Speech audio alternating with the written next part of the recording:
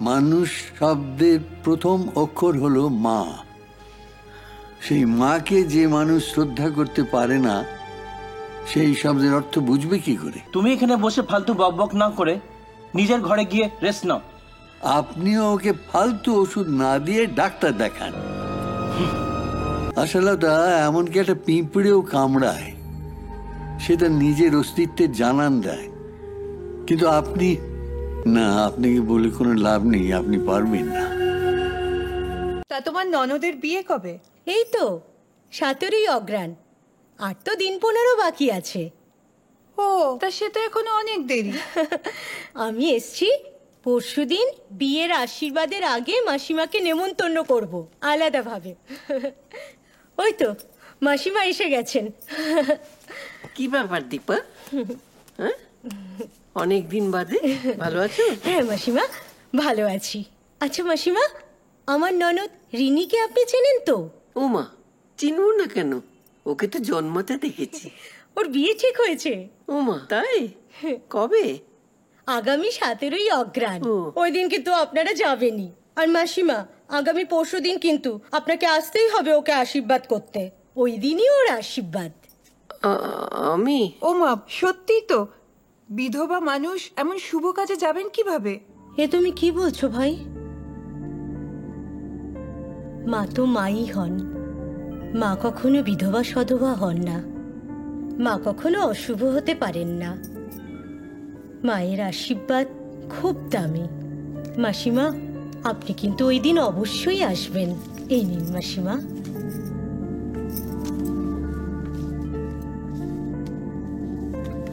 ঠিক আছে, তুমি যখন এত করে বলছো, আমি যাব, নিশ্চয়ই যাব।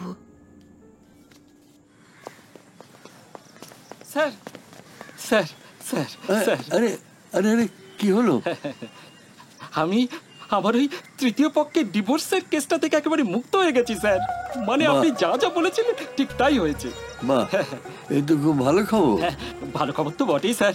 আর ওই আগামী রবিবার হ্যাঁ, আমি আমার বাড়িতে একটা সেলিব্রেশন করব। না না, আপনাকে কিন্তু আসতেই হবে। হ্যাঁ। আসলে ব্যাপার হয়েছে কি, ওই দিন আমার বাড়িতে অন্নপ্রাশন। কার অন্নপ্রাশন? নাতির? হ্যাঁ, নাতি? আরে নাতি কোত্থেকে পাবো? আমার তো ছেলে মেয়েই নেই। ও, তাহলে অন্নপ্রাশনটা কার? মুক্ত হয়ে মুক্তারামের এখন নতুন করে জীবন, তাই নিজের অন্নপ্রাশনটা একটু নতুন করে সেলিব্রেট করব।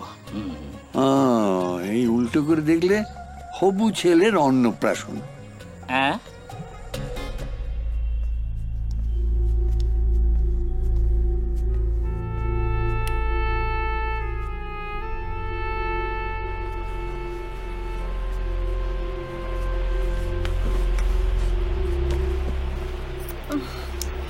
মা শুনুন, বলছি কাল রাত থেকে আমার ভীষণ জ্বর, মাথাটা তো একেবারে যন্ত্রণায় ছিঁড়ে যাচ্ছে। আজ তো আবার লতাও আসবে না শুনলাম। ঘরে তো সব কাজ পড়ে আছে, ঘর মোছা, বাসন ধোয়া, কাপড় কাচা।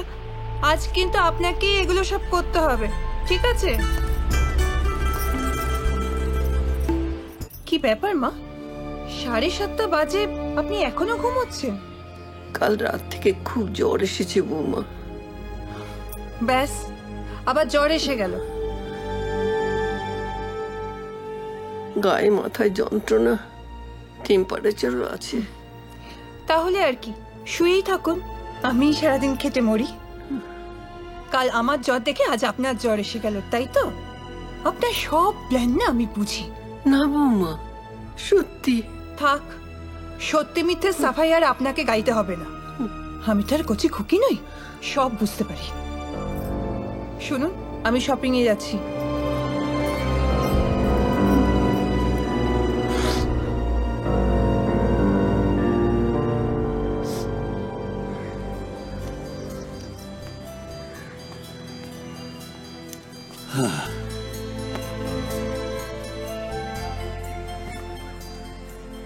কি ব্যাপার, আজও এলো না?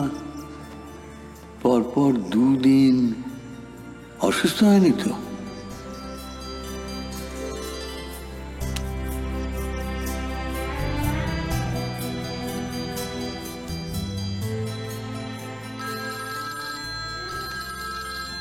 হ্যালো,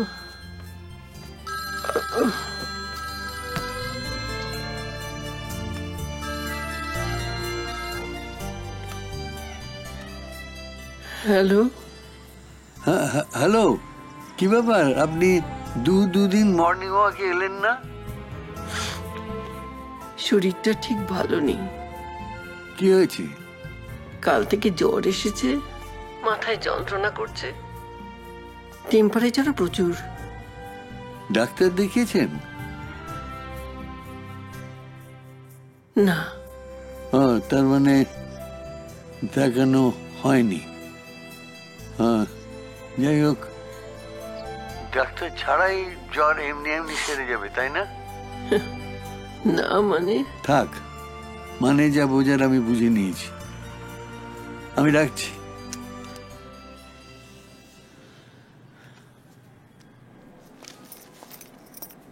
শোনো না, তোমাকে একটা কথা বলছিলাম। কি? বলছি তোমার মা তো আজও শুয়ে আছে। তো বুঝতে পারছি না জ্বরটা কি বাড়লো না কি। ওষুধ তো দেওয়া হয়েছে, কমে যাবে। ওই আবার বোধহয় কেউ এলো।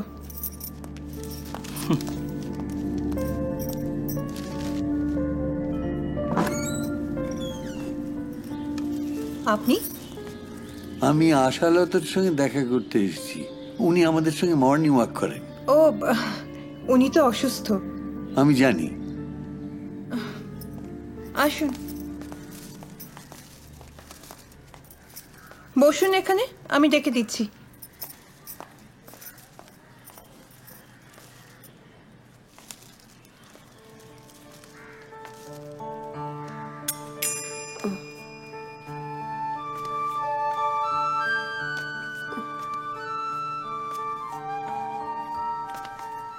আরে, আপনি আবার এই শরীরে উঠে এলেন কেন?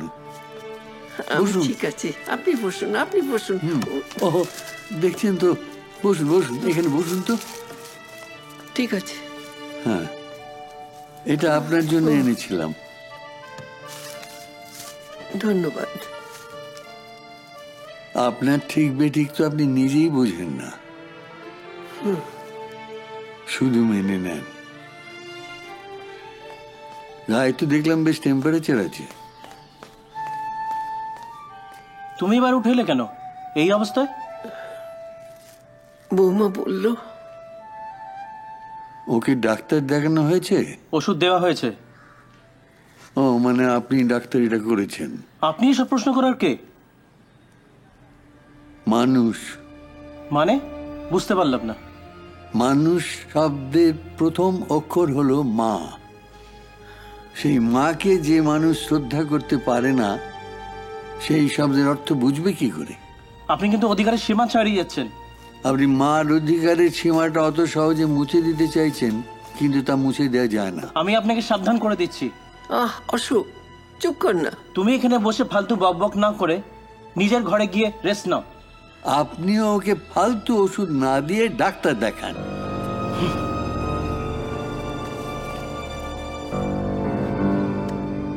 বুঝলাম। কি? এই জায়গাটা আর আপনার বাসযোগ্য নেই, এবং তার জন্য আপনি নিজেই অনেকটা দায়ী। অসম্ভব ইন্ডালজেন্স দিয়েছেন আপনি আপনার ছেলেকে আর ছেলের বউকে। কোনো প্রতিবাদ করেননি, মুখ বুজে তাদের সমস্ত অন্যায় দুর্ব্যবহার শুধু মেনে নিয়েছেন। আমি কোনো অশান্তি চাইনি। কিন্তু তাতে কি কোনো শান্তি পেয়েছেন? আসলে তা এমনকি একটা পিঁপড়েও কামড়ায়, সে তার নিজের অস্তিত্বের জানান দেয়। কিন্তু আপনি না, আপনাকে বলে কোনো লাভ নেই, আপনি পারবেন না। কি আছে আমার? কার উপর ভরসা করব? এই বাড়িটা তো আপনার, যেখানে ওরা একটি পয়সা ভাড়া না দিয়ে থাকে, সেটি তো আপনার জোর। আর আপনার পাশে কারো থাকা না থাকার কথা বলছেন। আপনি আমাকে আপনার বন্ধু হিসেবে পাশে আছি ভাবতে পারেন না? আশালতা, না, চোখের জলে আপনার সম্মতি আমি চাই না। স্পষ্ট চোখে এই সংসারের দুটো স্বার্থপর অকৃতজ্ঞ মানুষের দিকে প্রতিবাদের দৃষ্টিতে তাকিয়ে সম্মতি দিতে হবে আপনাকে। পারবেন?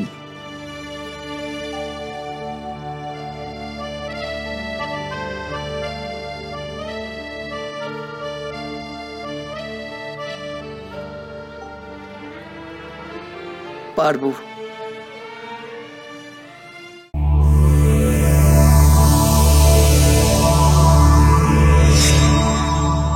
এমন আরো অনেক ভিডিও দেখতে এই চ্যানেলটি সাবস্ক্রাইব করে নিন এবং পাশের বেল আইকনটি প্রেস করে দিন।